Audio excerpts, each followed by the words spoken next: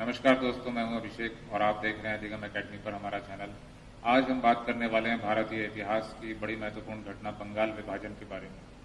बंगाल विभाजन की घटना भारतीय इतिहास के लिए इतनी महत्वपूर्ण क्यों है, इसके बारे में हम चर्चा करेंगे और बंगाल विभाजन क्यों हुआ था और इसके वास्तव में कारण क्या थे, इन सब चीज़ों के बारे में आज हम चर्चा करने वाले हैं।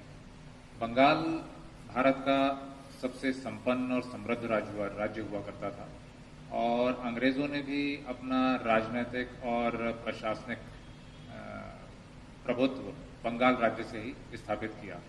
बंगाल में अंग्रेज़ों ने 1757 को प्लासी और 1764 बक्सर के युद्ध के पश्चात अपने बंगाल में शासन स्थापित किया और कोलकाता को अपनी राजधानी बनाया और धीरे धीरे बंगाल के पश्चात वे भारत के दूसरे राज्यों को अपने अधीन करते चले गए, रियासतों को अधीन करते चले गए और पूरे भारत में फैल गए।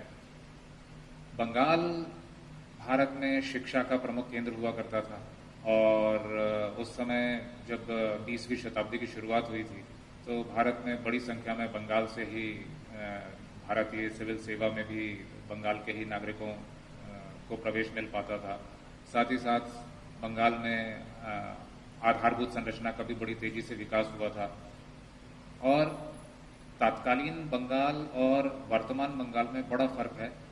तात्कालीन बंगाल में वर्तमान पश्चिम बंगाल और पूर्वी बंगाल, जिसे आज की तारीख में हम बांग्लादेश के नाम से जानते हैं, इसके अतिरिक्त ओडिशा, बिहार, झारखंड और असम का भी एक बड़ा भाग और पूर्वोत्तर का कुछ क्षेत्र शामिल हुआ करता था। अर्थात बंगाल एक बड़ा राज्य हुआ करता था।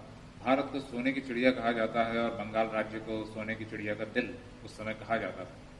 अंग्रेजों का शासन बंगाल से ही पूरे देश में चलता था, कलकत्ता राजधानी हुआ करती थी।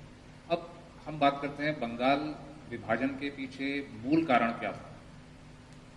बंगाल 20वीं शताब्दी में, यानी कि जब 20वीं शताब्दी की शुरुआत हो रही थी, उस समय बंगाल में आबादी लगभग 8 करोड़ के आसपास थी। 7 करोड़ 95 लाख के लगभग बंगाल की आबादी बताई जाती थी, जो कि फ्रांस और इंग्लैंड की सम्मिलित आबादी से भी अधिक थी। और अंग्रेज़ों का यह कहना था कि बंगाल जनसंख्या के आधार पर एक बड़ा राज्य है और साथ ही साथ बंगाल की भौगोलिक स्थिति भी भिन्न भिन्न है, जिसकी वजह से तरह तरह की प्रशासनिक अकुशलताएं देखने को मिलती हैं और बंगाल का ठीक तरह से विकास नहीं हो पा रहा है। और यदि बंगाल को 2 भागों में विभाजित कर दिया जाए तो इससे प्रशासनिक कार्यप्रणाली और बेहतर हो जाएगी और साथ ही साथ विकासात्मक कार्यों में भी गति आ पाएगी।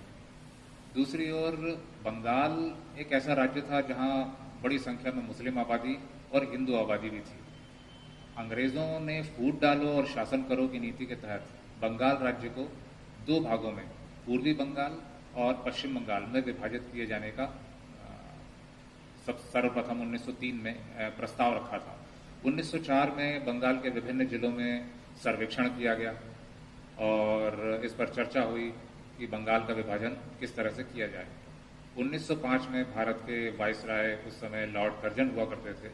लॉर्ड कर्जन ने 19 जुलाई 1905 को बंगाल विभाजन की घोषणा की और 16 अक्टूबर 1905 को बंगाल विभाजन प्रभावी हो गया। इसे शोक दिवस के रूप में भी मनाया जाता है।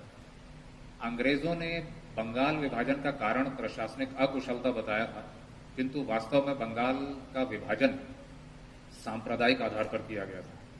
बंगाल को पूर्वी बंगाल और पश्चिम बंगाल में जब विभाजित किया गया तो पूर्वी बंगाल क्षेत्र में मुस्लिम आबादी अधिक थी, वह मुस्लिम बाहुल्य क्षेत्र था और हिंदू अल्पसंख्यक थे।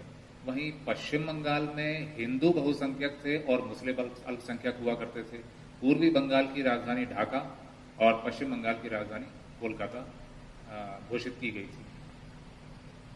इस तरह से सांप्रदायिक आधार पर बंगाल को 2 भागों में विभाजित करने के पीछे अंग्रेजों का मुख्य उद्देश्य यह था कि हिंदू और मुसलमानों को आपस में उनके बीच सांप्रदायिक भावना को बढ़ावा देना और अंग्रेजों के खिलाफ जो छोटी बड़ी क्रांतिकारी घटनाओं की शुरुआत जो 20वीं शताब्दी के पूर्वार्ध में और 19वीं शताब्दी के उत्तरार्ध में हो चुकी थी, इनकी ओर से युवाओं का और बंगाल के नागरिकों का ध्यान भटकाना था।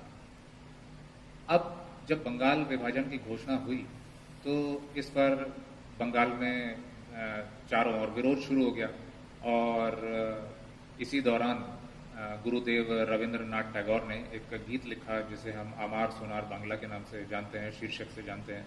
यह वर्तमान में बांग्लादेश का राष्ट्र गान भी है। इसके अलावा उसी दौरान इस गान को हमारे भारत के युवाओं और विभिन्न क्रांतिकारियों ने अपना गान भी घोषित किया था। इसी के साथ बंगाल विभाजन जब हुआ तो बंगाल में स्वदेशी आंदोलन की भी शुरुआत हुई और बंगाल विभाजन का विरोध बंगाल से शुरू हुआ था, किंतु उसके पूरे देश भर में भारत के बड़े नेता लाला लाजपत राय, विपिन चंद्र पाल, बाल गंगाधर तिलक और अरविंदो घोष ने फैलाया और पूरे देश को बंगाल विभाजन के विरोध में एकजुट करना उन्होंने प्रारंभ कर दिया। बंगाल विभाजन के साथ ही स्वराजवादी आंदोलन की भी शुरुआत हुई। 1906 में कांग्रेस का कलकत्ता अधिवेशन आयोजित हुआ जिसकी अध्यक्षता दादा भाई नौरोजी ने की और उन्होंने पहली बार यहाँ से स्वराज की मांग की और इसी दौरान बाल गंगाधर तिलक ने स्वराज मेरा जन्म सिद्ध अधिकार है और मैं इसे हासिल करके ही रहूंगा, इस तरह का नारा भी दिया।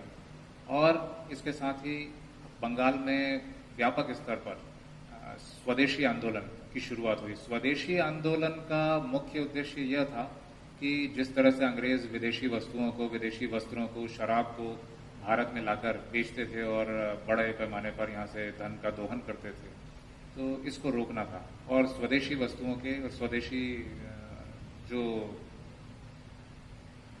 उत्पाद थे उनको बढ़ावा देना इसका मुख्य उद्देश्य था। इसी दौरान बंगाल में, जो कि झारखंड में अब वर्तमान में यह क्षेत्र शामिल है, पहले बंगाल में शामिल हुआ करता था, जमशेदपुर में जमशेदजी टाटा ने टाटा स्टील की स्थापना भी की और भी बहुत से स्वदेशी उद्योग इस दौरान स्थापित किए गए। तो दोस्तों, यह था बंगाल विभाजन। बंगाल विभाजन भारतीय इतिहास की बड़ी महत्वपूर्ण घटना है और गांधी जी का इस संदर्भ में यह कहना है कि भारत का वास्तविक पुनर्जागरण बंगाल विभाजन के पश्चात ही हुआ था। इसके पश्चात भारत में युवाओं को राष्ट्रीय आंदोलन से जोड़ने का मौका मिला और वे इसकी ओर प्रेरित हुए।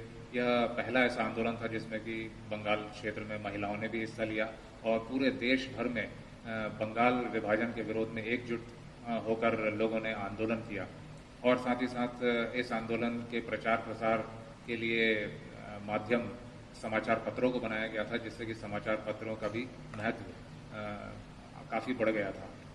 तो दोस्तों, आज के लिए इतना काफी है। Subscribe now and press the bell icon. Never miss an update.